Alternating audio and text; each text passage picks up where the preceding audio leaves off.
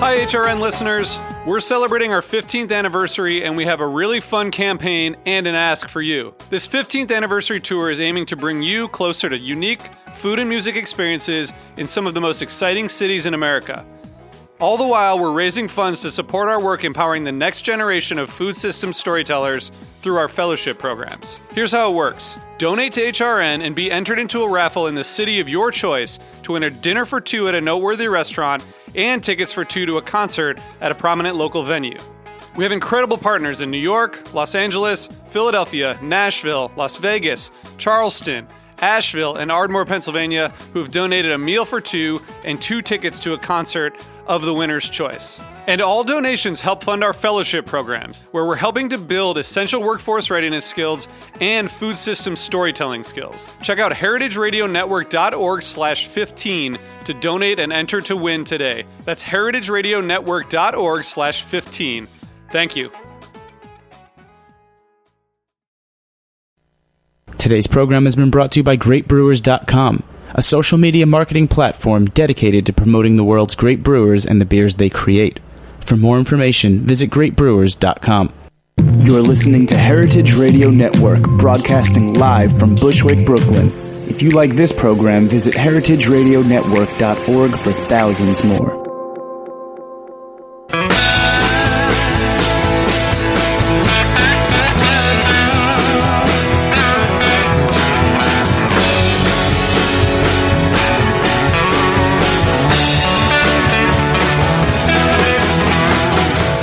Hey, welcome to Beer Sessions Radio on the Heritage Radio Network.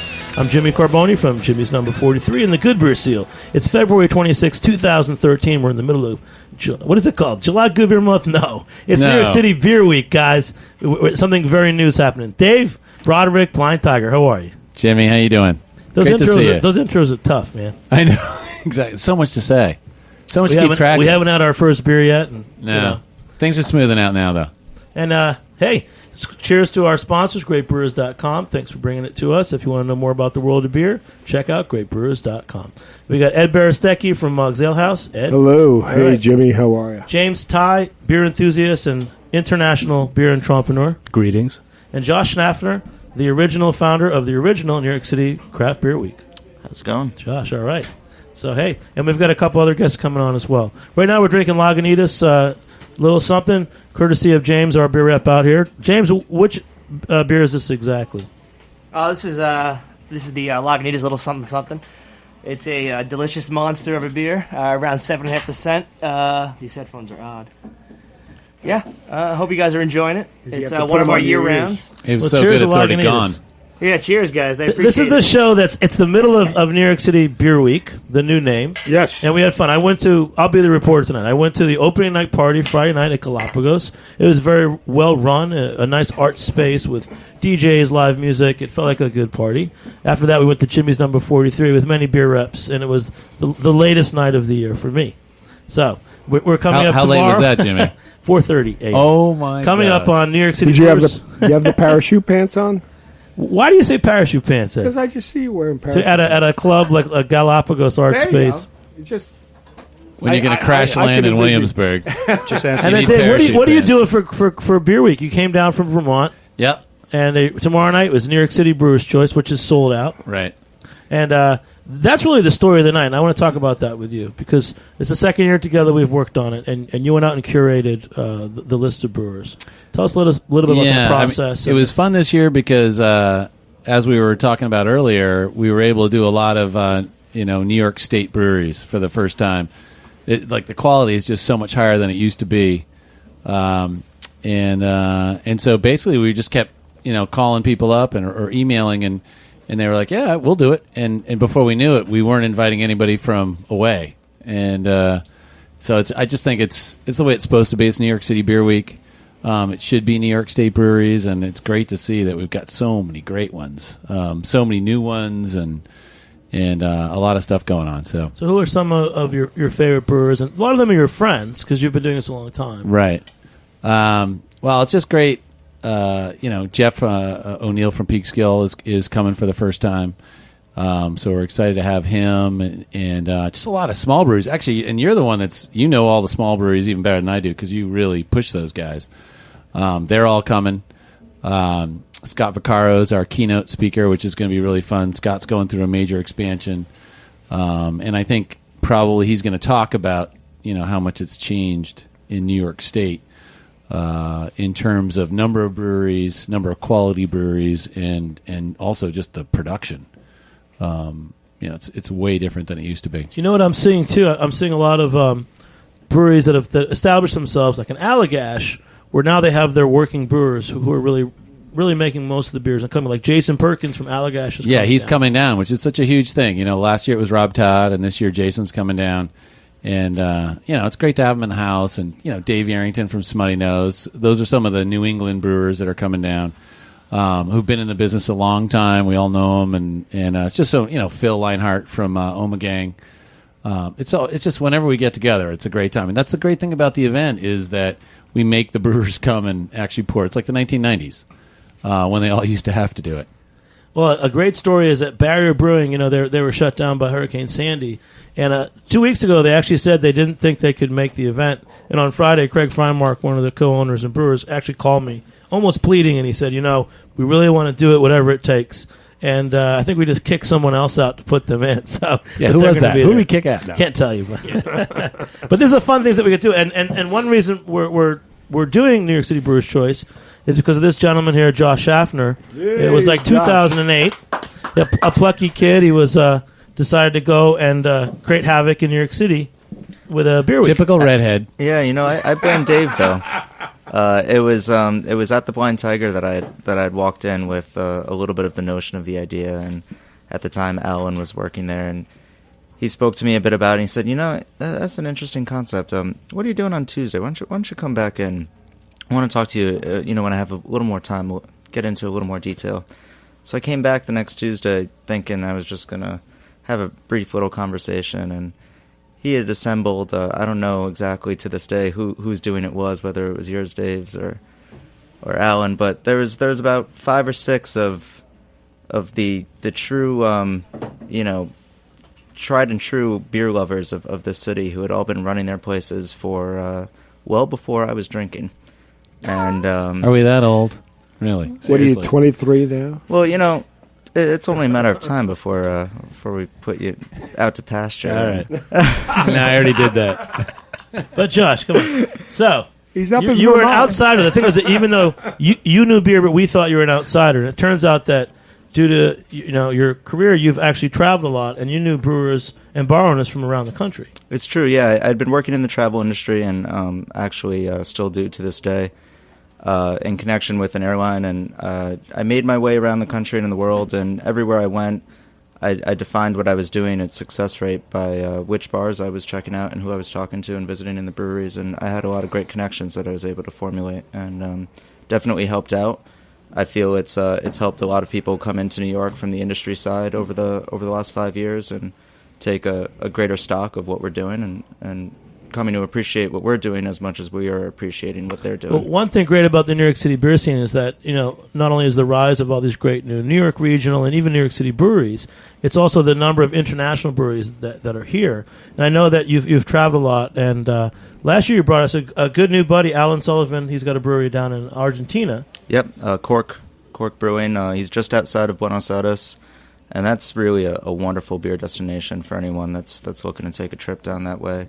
There's a lot of fun stuff going on, and as I traveled around the world, a lot of what I kept hearing from people, which was a nice accolade to what's going on in the States, was, we're 10 years behind, we're 20 years behind, we're going to be where you are. And they looked at what we've done here in the States as kind of the goal, and they wanted to be where we are and as robust as that, and taking a lot of the beers that we've been creating and trying to replicate them and working with what we're doing and learning from what we've been doing. And obviously, I'm not even 30 years old yet, and so for me, it's been the norm. It's what I grew up with, and it's. Thank you. You're welcome. It's nice to hear, from everyone that I've met with in this country or that country. Ed, don't play yourself off as the old guy. Wow. Yeah, you're a spring chicken, Ed. Come on. Oh yeah, please. When I met Josh, he was a spring chicken walking through my door. And I just wanted to comment on this because he was a young kid coming through the door, talking about doing this New York City Beer Craft Week. And I look at him and I'm like, and what I tell you, I think I said this is an incredible idea. I always thought about this, but I just didn't have the time or even try to even envision doing this. And here was a kid walking through my door. He's like, this is what I want to do. I said, I'm on, man. I'm on. I think I told him from day one, and he knows that. And, So, Ed, you've done every New York City Beer Week or Craft Beer Week? Yeah, the original versions, yes. Yes, I mean I'm doing this one too, but this is. You've been actually doing a lot of great events. I mean, I think that what Josh did was inspired a lot of us to step it up. We created things like the Good Beer Seal, this radio show. I think not for nothing because I heard pros and cons about Josh, and I never talked to him about this, and this was always kept behind the scenes. But he actually, to me, was a beer lover that came up, and he was like, and then you hear, the beer geeks, oh, well, who's this kid, this and that, blah, blah, blah. I'm like, but listen, I said, he has the gazangas to do this. He wants to come out and actually compete and have a craft beer week for New York, which New York is New York, man, guys. It's not, it's not Vermont. He was the only one. It's definitely not Vermont, and he was the only one that stepped up to do it. Who knows if we'd even have one. Right, exactly. And I was very impressed. And here's a young kid. I mean, he was young. I'm an old. I don't know if I can say it, but I'm an old. Right, whatever. But you're so old, you shouldn't even be here. Exactly. I mean, I've been running my bar for as long as he's been walking the earth, probably. Or when I opened it. The one thing I've wanted you to do since I met you is I want you to play some polka music for me because I know you're going to. We're going to. I'm setting it up for the next session. We're going to have a polka session. Maybe that could be our new theme polka song. and beer. It's going to happen. Every year we should have a new theme song. Right now, shout out to our theme guys. Listen. The Beer Amigos, great guys on Long Island podcast. Our theme song they wrote, and they're awesome. Great. But Ed, you do some awesome events. Listen, lately you always keep track of who's doing great events. Blind Tiger does great events. Spite and Dival, Jimmy's number 43. But lately, the events you've been doing have really been on my radar. So recently you did the blind tasting of IPAs. Yes, it's the second year we've done it. Yeah. And it's been a big hit. And it's funny because there was other bars in the city that tried to replicate it, and I don't know what happened with that. But Shane from Blue Point actually came up with an idea, and we got together and we did this blind IPA tasting last year. Because you know what it is? I've been doing this again as long as Dave's been doing it, and you've been doing it for a long time. We're the senior citizens of the beer bar business, right? So for us, it was like, everybody likes their IPAs, but can you come out and actually say, I know what this IPA is and what this is? So we figured we'll put blindfolds on everybody. And then, Josh, your years now of traveling and seeing the world and doing, Craft Beer Week. What do you think about the caliber of the events in New York City, especially in the bars during Beer Week? It's been unreal how much things have changed night and day in such a short period of time.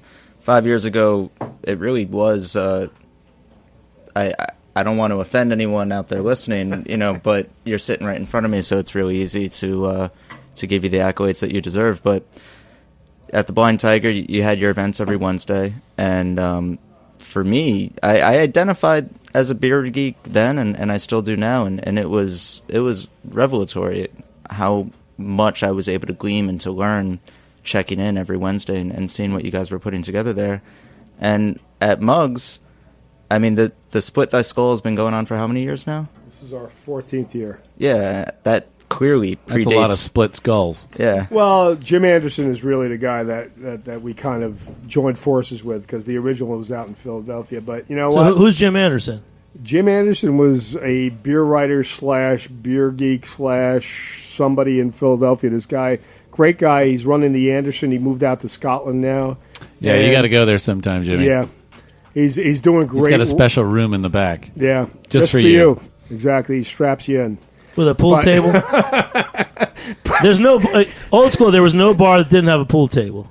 That doesn't apply anymore, does it? Yeah, no. Not in Scotland. It doesn't work. But he was actually we joined forces with him and tried to do something different in New York, and it took off. It took off, and I'm very happy about it. We can't do a specific week, so we do weekend events. So Split Thy Skull is this weekend, and what makes it Split Thy Skull? Strong beers? Yeah, 8%, Crazy strong. 8% and up. I think the biggest one we got is 15 or 14 or something like that. The lineup's How many beers? 20 a this year? day. We're doing 20 a day. And how 20 many a day. days? 2 days. So we're doing 40 over the weekend and 2 casks over the weekend too. So, and the 2 casks are going to be flowing the whole weekend. We may have a third cask that I found that was buried in the back in the refrigerator, but we'll see what happens with that one. I don't know if it's alive or not. So if anybody shows up, it may be alive, may not be alive. But we're Jim Anderson's really the guy that got me going, and actually, Bill Coleman, Warren, my beer crew from the homebrew meetings on Wednesday nights. Those guys. There's some news with that. Warren Montero. Do you guys know about the beer drinker of the year for Wine Coop Brewing? Right? James, yeah, do you know? Beat her out. James Todd has the news. Beat out Jen Who won Schwartman. Beer Drinker of the Year? She should have won. You tell us, Jimmy. Okay. Dave, you know who won Beer Drinker of the Year? Warren Montero. From Ale Street News. Beer Sensei. Beer Sensei. Wow. Blind What's the Tiger back? should I know have won. our Jen Schwartman was out there. Yep, Jen was there. Jen competing should have won. against him. Susan Lucci Montero? Yes, he I think this is his third attempt, right? Third I attempt. think it might have been 4th. Or fourth? Okay. Anyway. Jen should have won. Gentlemen, come on. James Todd, a quiet man. He knows everything about beer. I'm too busy drinking this Lagunitas. It's delicious. Talk. Josh, what is But- this Beer Drink of the Year thing? Well, the Beer Drinker of the Year, it's something that Wincoop's been doing Denver, Colorado. Right? yeah, for years. And Wincoop, I don't... do they bill themselves as the first brew pub in the country? Is that what it is? I don't know if they're, but definitely the first in Colorado. All right. And Jen Schwartman actually that's where she started. Yeah, she started as a bartender there, Yep. right?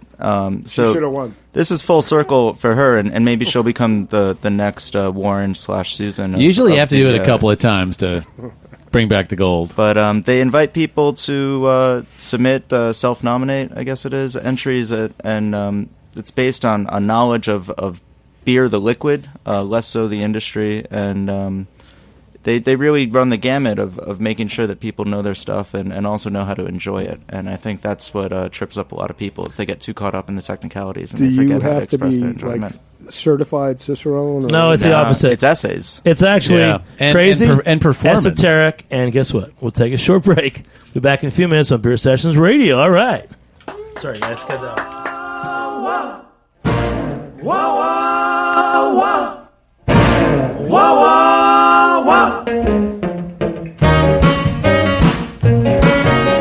You're listening to Train Song by the California Honey Drops on the heritageradionetwork.org.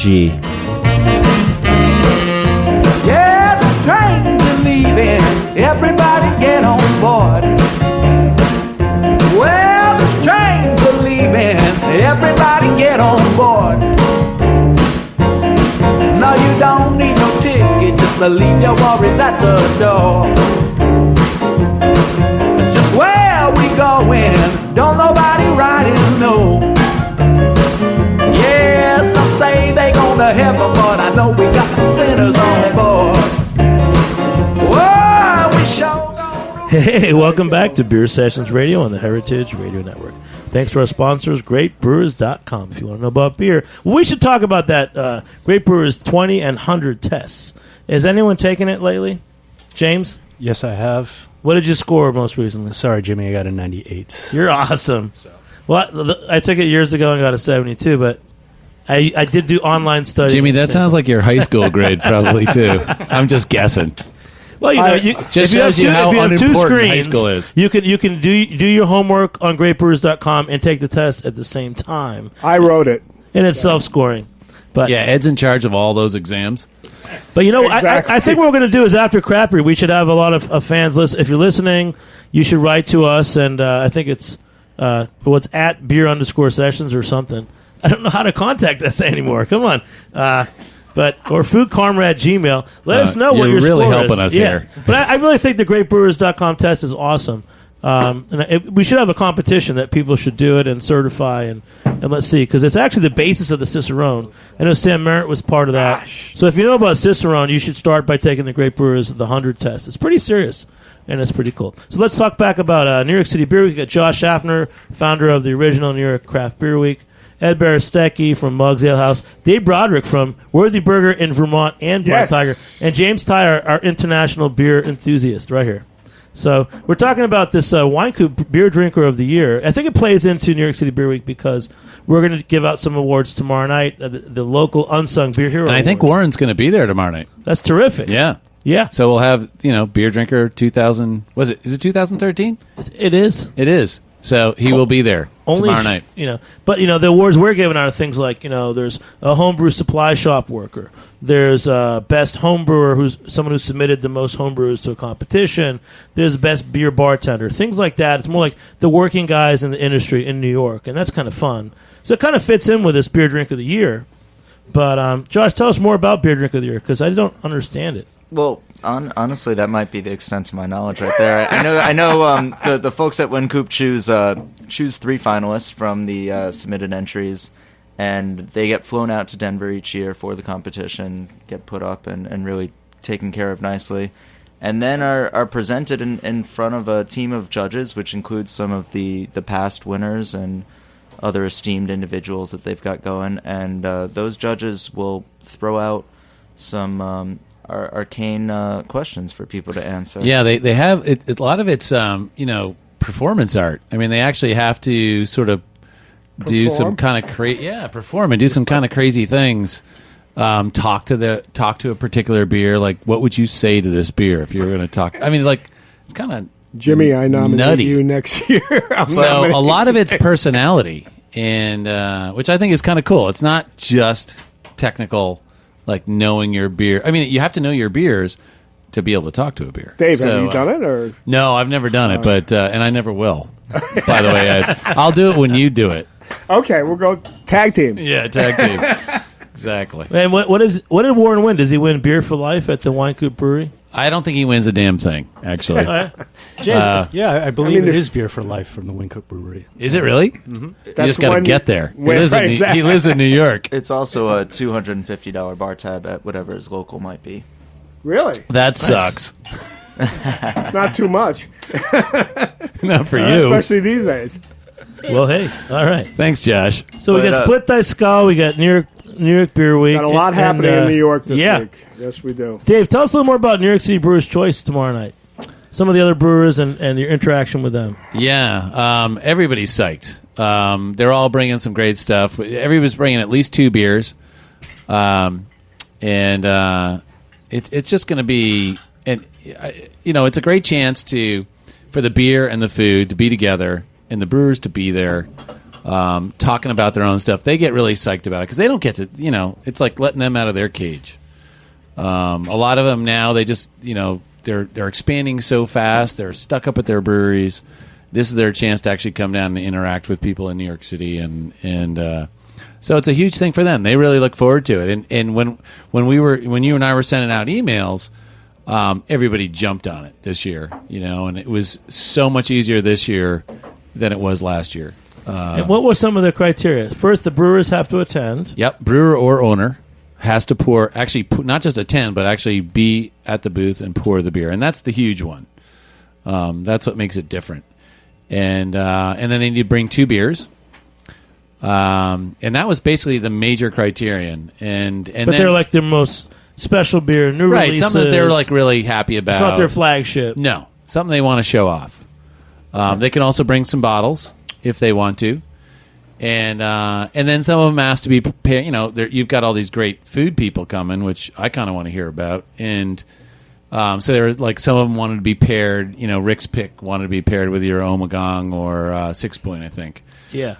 So you hear that from some of the brewers too, which was kind of cool. Now the food component's always a sleeper, and I like with events to have food. I think it's important when you drink and eat. Like we usually, after our show, we hang out here at Roberta's Pizza in Bushwick, and we have pizza and steaks and other things. It's kind of fun. If any listeners ever want to come out here, meet us at 6:00 Tuesday nights, Roberta's in Bushwick. The best part of the radio show is actually afterwards. Yeah. But we have like Luke's Lobsters coming. My buddy Eddie Oysters are going to be shut. He's only got 1,000 oysters for like 400 people, so you got to get them. And Sigmund Pretzels, which is kind of cool, and some other restaurants. Cheese, Jimmy's number 43. Lots of cheeses. Cabot is coming. Coach Farm. It's a really good lineup of different foods. So it's pretty fun. James, tell us what you're thinking about, because you know everything about. Everybody knows this guy James Ty. He's an investor in a brewery in India, which sounds like it's Like is that a the science one? project? Is that the one that Greg Cook's involved in? Yeah, with Greg at Oh. Stone, absolutely. Wow, It sounds that's like a science So how's project. that going? Right. It's trucking along right now. I mean, we're looking at probably a late June, early July opening. And hey, I invite everybody here to truck on out there with me. If you have the time. And where is it in India? It's in Road Pune. trip. Pune. Where's Pune, that? India, which is I'd say about an hour and a half away from Mumbai. So it's I don't know. I would equate it to be maybe the Atlanta of India. A lot of intellectual capital, a lot of disposable income, a lot of Coca-Cola factories. yeah, all that Yeah. good stuff. So a lot of people there that really want some good beer. And I think it's a really smart idea to just get inside there. Now, going back to history, is it India? Is it a case where don't drink the water but drink the beer, or is that? I not think true? that's just a good, that's just good advice all around. Pretty So, much anywhere outside of the U.S. No, just kidding. Oh, God. U.S. included. So how did you get involved in that project? I mean, let's talk about James Todd.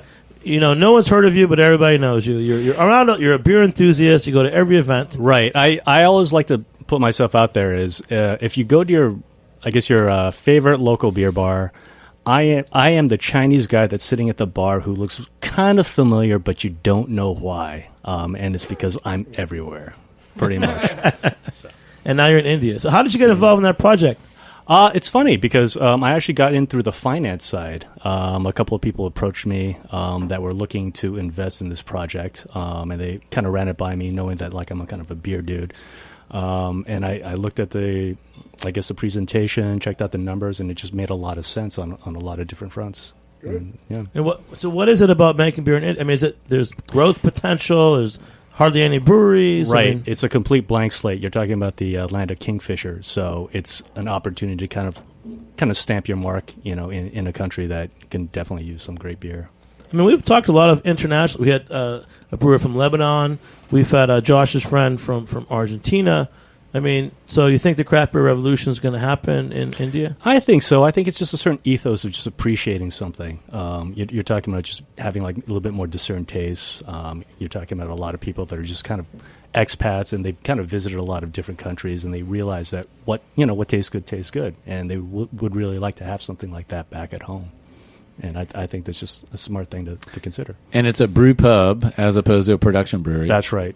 It's going to be a 7-barrel brew house system, replete with brew pub. With restaurant? Or Yeah, restaurant what kind of food are you guys going to do? We're talking about some appetizers. I think it's kind of like a Indian food?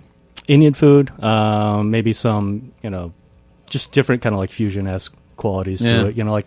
That's cool. I don't want to say neo-tapas, but, it's kind of on the vein, How many seats? How big is the whole place? Gosh, I don't have that answer right now, but it's Because Ed and I want to go. 250. Okay, so Really? Ed and I are dying to go to India. We're going. I could definitely add 2 extra seats if that's the case. Okay. No problem. Good. right. So We'll bring our own. Yeah. Josh, what do you think? So, what do you think about the international component of the craft beer scene? It's exciting. It's definitely exciting, but in all honesty, I want to go back to what Dave was saying at the very beginning of the show. What's most exciting is that here in New York, it's really coming into its own, and it's this cyclical arrangement, and it's kind of you scratch my back, we scratch your back, because now the international brewers are beginning to be inspired by what we're doing here in New York. And New York continues to be an international beer city. It's the first point of entry for the vast majority of beers that come into the U.S. from international waters. So it's nice that we get to be the recipient of so much of this, from new hop varietals and a lot of other things that are being done internationally. I'd say if I had to choose one thing, that's the single most exciting thing that you get to experience by branching out into the international beers. But what's most exciting is the reverse inspiration of seeing the local breweries here in the New York area and the states at large learning from those international breweries that first learned from the American breweries. And that reverse relationship is far and away what most excites me. Ed, talk Yes. about Craft Beer Week. Do you have any New York City breweries on tap right now? Yes, I do. Who do you have?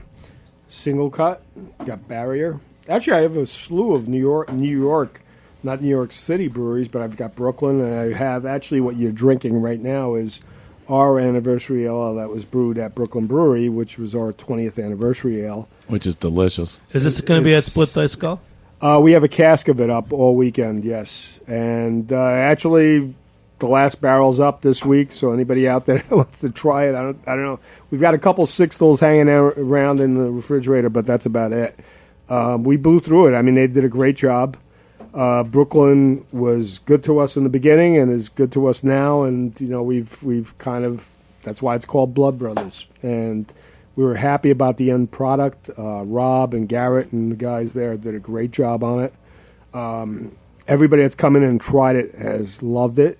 Thing I love about it is I'm usually a hophead, but because my wife calls it poison as soon as it gets over a certain IBU level, so we kind of mellowed up on the hop end, and we try to malt it up and make it a real nice balance. And I think it ended up being a great product. And I'd love for them to do a second batch. It'd be great. I've been talking to them to do it, and this was like one of the only bottles I got, and so we tried it today, and I think they did a good job. So, but yeah, that's it.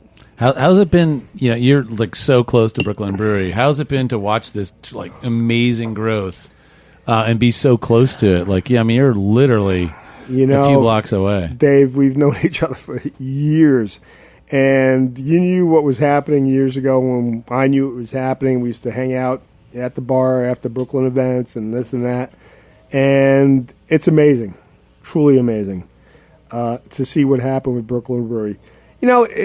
And in one respect, it's crazy because there was some article I saw years ago, I don't know if it was in New York Press or something like that, and there was like this downside to Brooklyn Brewery where they weren't, really affectionate in the neighborhood, let's say, and I never saw it. And I was always, with them. We've always had Brooklyn up. We actually have the only Brooklyn ceramic tower, I think, in the world up. At one point we used to have 6 of their draft lines, of course. In New York, with the onslaught of all the breweries and everything that's been happening, we have to kind of separate that. But they've been great to us. We've been great to them. And at one point they were going to move out, but thank God they didn't. And I've been very happy to be there. And that they're there, and we've been there from day one. And I think they showed up in Williamsburg a year before us, maybe 2, and. We've been together. In the mid-'90s, they were our social life. You remember that. Yeah. See, it's funny. It's like, we're sitting here 20 years later. And you want to hear a funny story? A friend of mine was in the other day, and her friends are up from Florida, and they're all doctors. And the one place they wanted to go was Brooklyn Brewery's Happy Hour on Friday night. So, they've been doing that, and they kind of put a dent into mine. So let's give a cheers to them and Brooklyn Brewery, and then New York City Brewery. State Brewing, and New York City. New York, and New York State. We'll be back. Josh. We'll take a short break. We'll be back in a few minutes on Beer Sessions Radio. All right.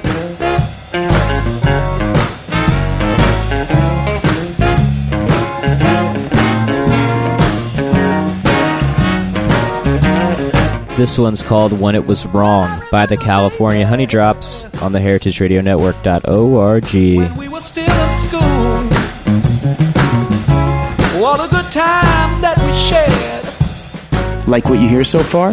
Support the network and become a member. Membership helps us bring you the best food radio in the world and gives you access to thousands of dollars in discounts at the sustainably minded businesses that support us. To become a member, visit heritageradionetwork.org today. All I can say is it ain't the same.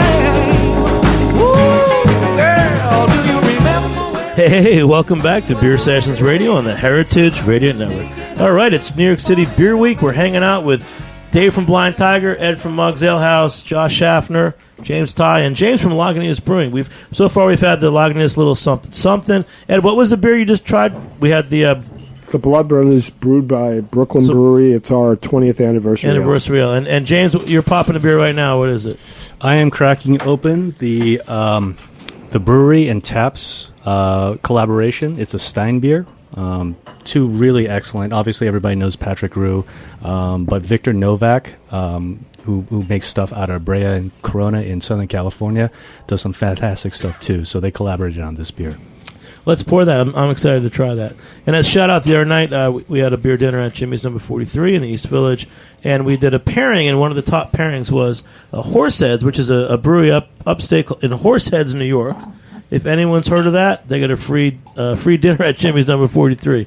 Horseheads Brewery, and it's called the Halaheim, and it's a hint of jalapeno and Anaheim peppers, but it's not spicy. This is what's great about playing around with beers. The nose is green pepper, but then when you taste it, it's just a little prickle on your tongue. So it's like they put in less hops and put in some peppers instead.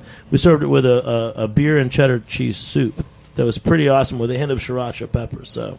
Beer and food pairing. It's coming up tomorrow night, New York City Brewers' Choice.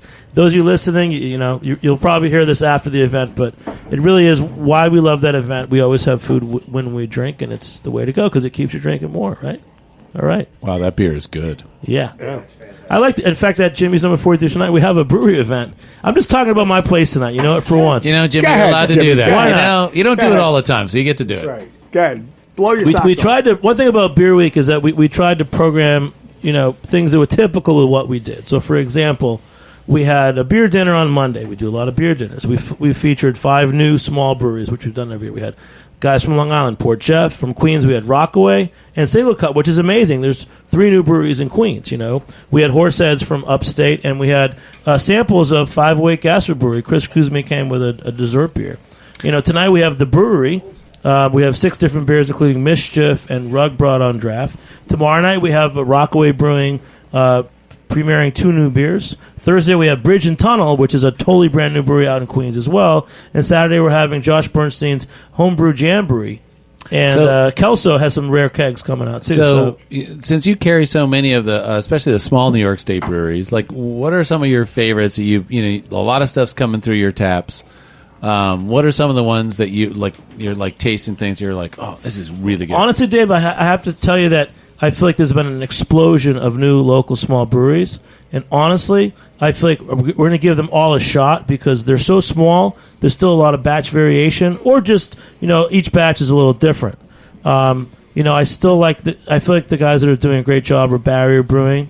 I'll stand up for them. And everybody else is in the game, and I much rather taste small batch brewing from new small breweries where there's some variation. So that's not a good answer, but Josh, what do you want to say? I actually wanted to reverse roles with you all for a quick moment. Here you are. It's the 5th year of the Beer Week. You've had your share of experiences and putting together some events. So when people start approaching you, or when you found out the dates for the Beer Week, what's your rationale when you run your operations? How do you come to the conclusion of we're going to do this event? This is who we're going to work with, and I was involved in that process with all 3 of you for a couple of years, and I found it to be highly interesting from where I started, which was with a base knowledge of nothing of the backside of the operation. So, Josh, I think when you started, 2008, I don't think as many of us were doing regular events. Well, that was exactly the point, is that they weren't. And so we all kind of came to this of, so now we have a Beer Week, what do we do with it? and I clearly came up with what I thought, it should be, and parts of that are still alive and kicking 5 years later, and each of you have the things that you've been doing with the start of that first Beer Week that are still around. But just in general, you just listed that excellent array of events that you've got going almost every night. And so, just what events, and not only are you most excited about, but what works well? Like when you're saying, all right, Beer Week 2014, I got to start planning for it. What do you plan? What are you looking forward to? What's going to be it? Well, I think that it's more about what each bar or restaurant does regularly, and I think that's what we've learned is that you don't need to change what you're doing. You don't need to, have a passport or do some kind of discount. It's more that if you're doing a good beer dinner, then you keep doing that. If you're doing a regular tasting, you play it up. If you're like Mugs and you have these special events on the weekends, you do that. Or your DBA, you're going to do your Cast Fest, do it during Beer Week. Well, I have to get in on this because I was never an event person. And Dave actually is the one that kicked me in the butt because he was doing all these events and people were showing up. When are you going to do an event? When are you going to do an event? Sorry about that. But no, it's all right. I needed to jump on the bandwagon, and we started doing weekend events. And I didn't want to do a monthly or weekly or whatever it ended up being because I'm old. I can't deal with it. So, but I mean, as far as Craft Beer Week, I am actually a guy that, kind of fell into it because of the fact that, especially this year, that we always did Split Thy Skull in the first weekend of March, and Craft Beer Week ended up butting up to it the week prior. So I haven't done anything special. I think that we have enough New York beers represented at the bar. Single Cuts Up, which is a new startup. I think they're doing a great job. And I was actually talking to the Greenport Harbor guys this earlier today. They were supposed to show up tonight. And I was, they won the blind IPA test this year, which I was very impressed with because I wouldn't have voted for them. But again, the beauty of the blind IPA test is that it's so subjective, it becomes really, this is what you like. And they blew it through the roof. And their IPA Which beer won? Their Other Side, I think it's called. Yeah, the Other IPA, Side yes. IPA, yeah. And what? He said, who took second? Yeah. Come on, James. Lagunitas. I can't say it. And then Dave, so you're also you have a theme this week as well, don't you? Yeah, I mean, basically, we do it around Brewer's Choice. And we try to get as many beers on from the breweries that are going to be at Brewer's Choice as we possibly can. So instead of doing a big Wednesday event, it's on, Brewer's Choice is on Wednesday. So we just try to represent as many of the brewers as we can, as much beer as we can get from them. So that's kind of our event for the week. All right. Well, I just want to give the heads up. Julia Hertz, who works for the Brewers Association, was going to be on the show tonight. She's still coming from the airport. She's going to join us afterwards and have dinner at Roberta's. That's the best part. Which is pretty fun. And again, anyone ever wants to meet us out at Roberta's 6 o'clock in Bushwick after our show, we will hang out. So, who knows? Let's talk about. Wait. Can I make one Go for comment it. about New York City Craft Beer Week? That one day in the future, I think what should end up being is that every bar that's involved with New York City Craft Beer Week have all New York beers up. And it's going to happen. And they're going to have great beers up because there's so many breweries coming up. And I think that at one point you're going to see that Craft Beer Week actually being a New York City Craft Beer Week with every bar filled with New York beers. That's all I wanted to say. I agree. I'm going to sleep now. Great vision. Well, last thing. So, James, you and Julia Hertz works for the Brewers Association. Josh, you know her. Just give us a brief, description of what her job is and how important it is to the craft beer industry. James. Josh. After Josh. I would say if you had to put what she's doing in a very brief nutshell, she is the end-all be-all of what craft beer is defined by from the Brewers Association across the country. So if I had to say the most difficult part of my role was when I was working, and running the beer week, was juggling all the different balls in motion and all the different breweries that were coming to town and all the different bars and the restaurants and their special requests, and distributors wanted this and retailers wanted that, and making sure... You did a great job, too. Well, thank you very much. But New York City, as big as it is, it's a mighty big operation, but she's doing that exact same thing at a national level. And I don't know what her exact job description is, but in all of my interactions with what she's doing, that's pretty much what it comes down to. She's the point person when it comes to craft beer and all of the different interplays of what that means to be involved in craft beer throughout the country. So, Josh, I wanted to ask you before you take the microphone away, how has this New York City Craft Beer Week been different compared to the last ones for you? I sleep like 8 hours a night. I've slept like 8 hours a night for the last couple of months. See, you don't own a bar, so you don't sleep 6 hours a night. Well, I'll say this. I used to, when Josh was running the Craft Beer Week, I used to work for a local distributor, and I was one of those, I'm sure one of the many dozens of guys who, once Josh put his, I guess the promotional print and it was ready to roll, I would be the one that would call him like maybe 5 seconds afterwards and ask him to make this revision. So that must have really pissed him off, and I'm sure wasn't the only one to do. Hey, Josh, I have some passports. Can I send them back to you? Yeah. So it's got to be a completely different experience for you. It is. I'm the biggest thing is that I didn't realize it when I started, and about 2 years in, I made this realization and resigned myself to it. as long as I was going to be involved with the beer week, I never had a summer. Do you miss it though? Do I miss summer? Do you miss the whole approach? No, he got summer. The whole attack and all that stuff. There's something to be said for because I truly think you do. You know, I think he's right. What he's saying is, I think that moving it from September to February has improved all of our lives because, you know, at the end of the summer you do want to kick back and it's hard to be planning. I like it in February. It's really great. We've been planning it now since September. We'll find before out we used after- to come into September and plan for September. Well, here's the biggest thing about it. 5 years ago, the number of places that were selling good craft beer and the breadth and the type of outlets that they were a lot more limited than they are now. I'm sure there's a distributor out there, maybe James, you know the answer to this, but just how many licensed accounts have opened in the last 5 years that specialize in craft beer? Whether they're involved with the beer week or not, it's irrelevant. It just has changed the entire scope and nature of where you go and what to expect when you're a craft beer drinker and a craft beer lover. And 5 years ago, I was nothing more than a consumer. And I was not only just a consumer, but I was a consumer that was just gaining my bearings as a craft beer consumer who could get out there and experience it.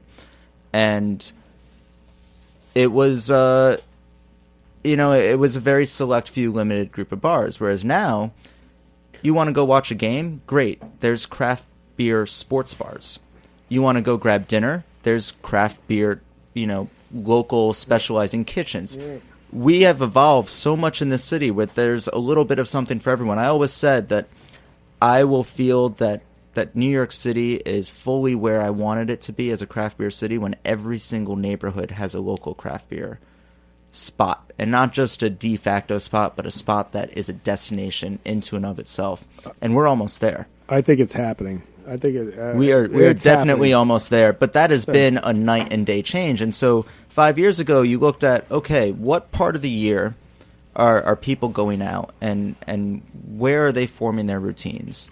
And September was the point in time where people, the same way that we, were having trouble getting our own stuff in stock through the summer, that's everybody. Everybody's got their family and the summer vacation, everything that they're doing. And once that fall rolls around, they settle back into their routines. So the whole idea, more than anything else 5 years ago, was how do we lock those people into the routines? How do we introduce them to what their local craft beer bars are and form a dedicated bond there?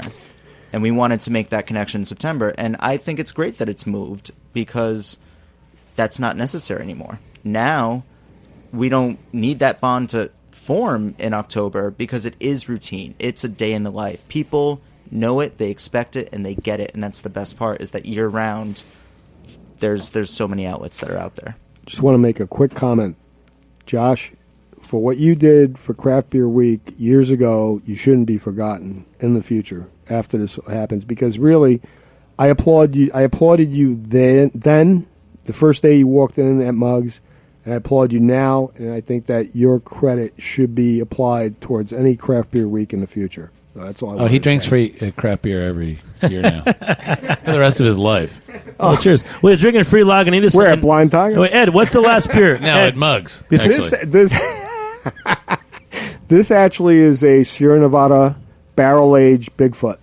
It's very limited, very rare. I figured it was perfect for tonight because we have a rare opportunity to drink with each other.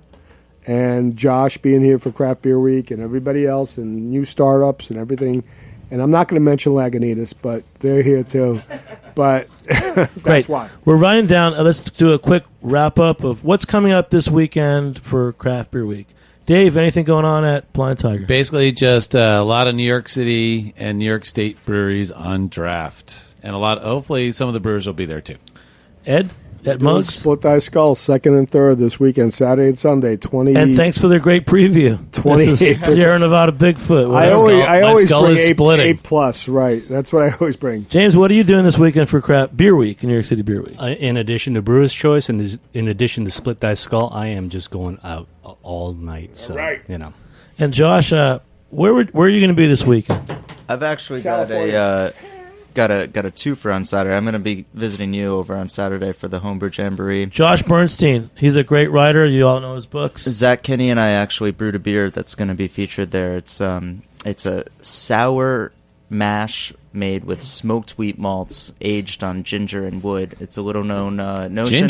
Ginger. Who would have known, you know? But according to Wikipedia, the celebration for a 5-year anniversary is to give wood, and you can interpret that however you might want. Oh, but, my God. We aged Had on to get that on the air. We aged on wood as a 5-year celebration. But after that event, I'm going to head over to Alewife and check out their a porculips. Oh, so you're not coming to us? That's for Sunday. All right, and a quick update, too. We've got a new friend, John Conzilla. He has a farm on Long Island. He's running a Kickstarter campaign to help revitalize Long Island hop farming, which will bring local hops to local brewers. He's over halfway there, but with only 12 days to go, Long Island hop farmers need your help. So check us out, goodbrewseal.com. In closing, I'd like to thank our sponsors at greatbrewers.com who have helped to bring this podcast to you tonight. Beer Sessions Radio, supported by the Good Beer Seal. Thanks to Dave, Ed, James, Julia, and Josh for joining me here on the Heritage Radio Network. I'm Jimmy Carboni. Thanks to our producers, Jack Inslee, Brie O'Connor, and engineer Joe Galarraga. Thanks for listening. We'll see you next time on Beer Sessions Radio. Thank you, Jimmy. Thanks for listening to this program on heritageradionetwork.org. You can find all of our archived programs on our website or as podcasts in the iTunes Store by searching Heritage Radio Network. You can like us on Facebook and follow us on Twitter at heritage_radio. You can email us questions at any time at info@heritageradionetwork.org. Heritage Radio Network is a non-profit organization. To donate and become a member, visit our website today. Thanks for listening.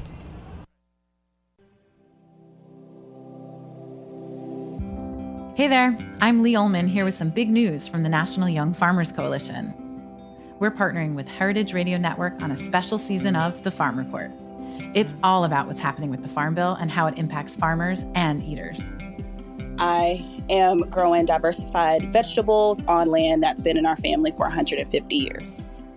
And so with the pandemic, gentrification, property values going up, we had to sell the land and we lost it.